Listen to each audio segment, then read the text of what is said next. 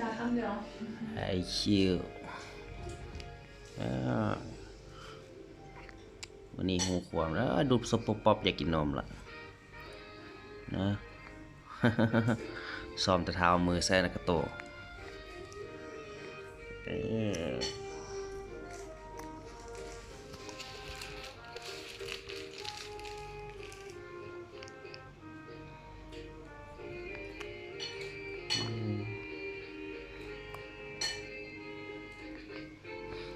เดี๋ยวจะได้แม่กินข้าวต้องเชียร์นมให้กิน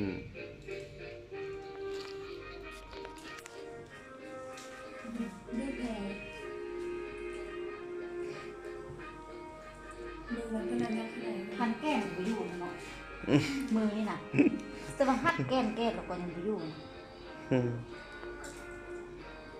อยากกินนมแล้ว